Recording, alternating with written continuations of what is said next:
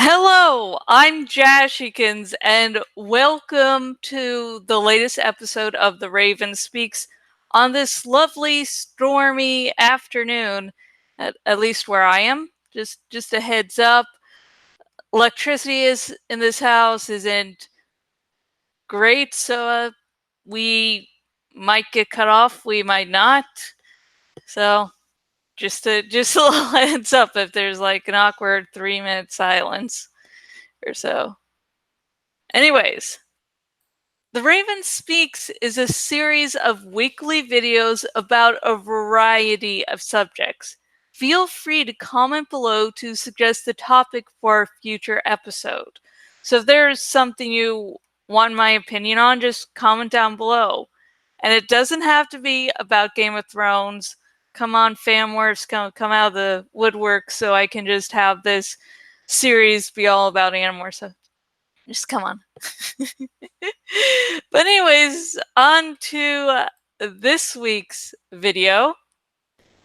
Before Game of Thrones Season 7 aired, I thought there was hope for the romantic relationship between Jon Snow and Daenerys Targaryen, aka Jonerys.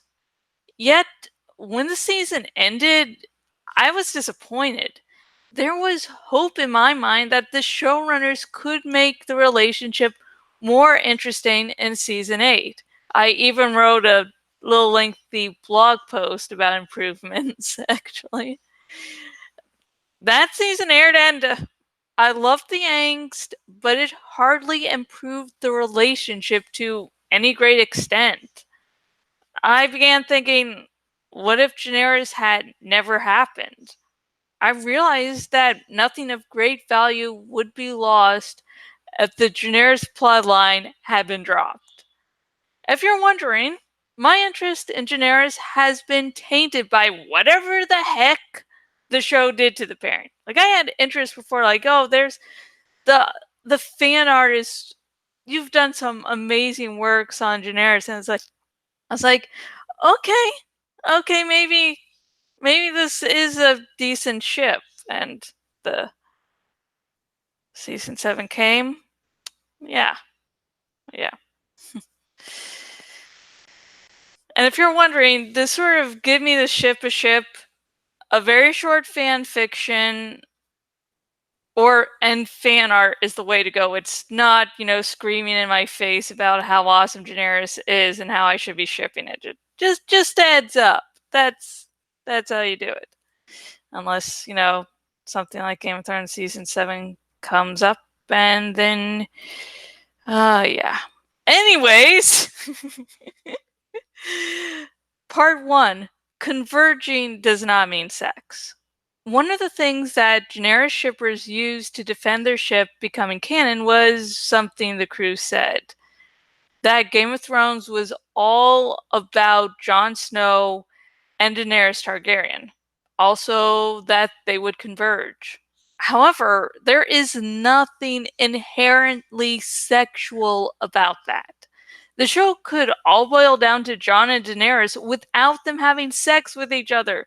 They could converge by meeting and forming an alliance. So while Jon and Daenerys was made oh god, why didn't I fix that? Like, I love this editing while talking. So while Daenerys was made canon in the show, there was no real reason they could have just been friends instead. Part 2. Kit Harington and Emilia Clarke did not have good chemistry. Now, this problem is something only found in television, movies, and any medium where two or more actors have to bring a relationship to life. In a medium like books, the author can merely write a relationship in such a way that you have no choice but to believe two or more characters are deeply in love with each other. Kit Harington and Emilia Clarke were never able to fool audiences into thinking they were deeply in love. Except for the dragon pit scene in season 7. Now, that was the one moment I wondered where that level of chemistry was the rest of the series. It was a brief moment, But it did wonders. Oh my fucking gods. It's like they knew how to do it and they they fucked it up. Anyways, getting rid of Daenerys in the show would get rid of this awkwardness. We wouldn't have to worry about other characters, cast, and crew being the only means we knew Jon and Daenerys were in love with each other. Part 3. Daenerys takes up too much screen time from other plot lines. Excuse me, I'm going to drink a little bit of tea so I have the voice for this upcoming part. Okay, I think I'm ready. One of the many problems with Daenerys is that it takes up too much screen time while not being that deep of a relationship. It is really one of the most fascinating things about the pairing. We have so much time with them, yet we don't have a good canonical answer for why Daenerys loves Jon. She demanded his servitude to help him, and it wasn't until she had a loss of her own that she was willing to fight his war. So, did she fall in love because she was hurt by Viserion's death? We never get a scene where she breaks down in pain over Viserion's death. Instead of that scene, we get her falling for Jon. Because viewers want Daenerys more than mourning a child, I guess. Did she fall in love with Jon because of the fact he disobeyed her? Did she fall in love with Jon because he was a good man? Did she fall in love with Jon because she felt she had power over him? The last one seems likely and would make sense from a villain's perspective. She loved the game she played with Jon. And she did tell Jon Bran and Sam were unreliable, and she said he should give up being loyal to his family. It was as if Daenerys was trying to isolate Jon, which is a tactic among abusers. But as she never saw herself as a villain, she wouldn't admit that part of herself.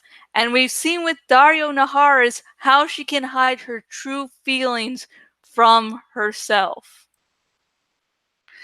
As for why Jon Snow fell in love with Daenerys, he became Daenerys' mouthpiece, so his reasons don't matter. Plus, we never saw how he got over Ygritte. It could be because he saw nothing after death and knew it wouldn't hurt the wildling's memory to move on. It could be because he thought Daenerys Targaryen was just really hot. And she sort of is, but that's not the point. But we are not given any information to allow me to make a good canonical guess. As for those who want to bring up that Jon and Daenerys' Targaryen blood pulled them together, that was never made canon. It is an interesting headcanon, I do admit, but it's not canon. So, what plot lines could have been given more life if Daenerys was removed? Please beware, this is not a complete list. Daenerys mourning Viserion's death and importance placed on the tragedy of her having to kill one of her children in the future. Theon Greyjoy rescuing Yara would be exciting. Jorah Mormont and Daenerys Targaryen could have had a one-on-one scene in season 7. Because season 7, they're all focused on Daenerys growing deeper in love with Jon, and it's like, I like the discussions between Jorah and Dany. That's one of the reasons I like them. I like the pairing, but it's like, oh no, it's god. But if I continue this train of thought, I'm seriously going to go ranting about how love triangles are made and how season 7 just couldn't do it. So that would be another 30-minute rant probably. But anyways, continuing on. Jon Snow writing Rhaegal for the first time would delve into his true lineage and not just be a cheesy Daenerys scene. I mean, God, that's fucking waiting forever for that scene, and it's like, oh, I love you, Jon. Oh, I love you, Dany. instead of focusing back. Fuck. Uh, Feel free to add your own additions to what plotlines could have been expanded upon if Jonerys was not canon. Part 4. A friendship between Jon and Daenerys would work better. As Kit Harington and Emilia Clarke didn't have chemistry, plus Daenerys took up too much screen time, it would work better if Jon and Daenerys were just friends. We could see two characters building an alliance together. This time their platonic relationship wouldn't be hindered by having to convince viewers the two characters were deeply in love with each other. Daenerys could still go mad and Jon would be devastated about having to kill her. Friendships can create deep bonds between people, so you don't need a romantic relationship to show how much characters care for each other. Oh, yeah. If you really want some Daenerys, if Daenerys never became canon on the show, you could just write fan fiction, just like I have to do with Jorah Dany, Jon Jorah, and many other non-canon ships. Damn me and my curse of loving rare bears! Seriously, some of my parents don't even have one fic on an archive of our own. Oh, damn. Part 5. Daenerys being suspicious of Jon would work better if they weren't supposed to be in love. In season 8, it seemed odd for Daenerys to be suspicious of Jon when first learning his heritage. Like, she isn't glad she isn't the last Targaryen, and she doesn't care about Jon's feelings on the matter. Unlike her, Jon wasn't raised to think incest was a good thing. Her reaction was odd because they were supposed to be deeply in love with each other. But if Jon and Daenerys were just good friends, it would make more sense that she was suspicious. She doesn't love him, and while she trusts him, it isn't the same sort of connection that soulmates have with each other. And I believe the show is trying to make them out to be soulmates. So, yeah. But, okay, what do you think? Do you think Daenerys added anything valuable to Game of Thrones, or do you think that could have just been dropped and nothing of value would have been lost?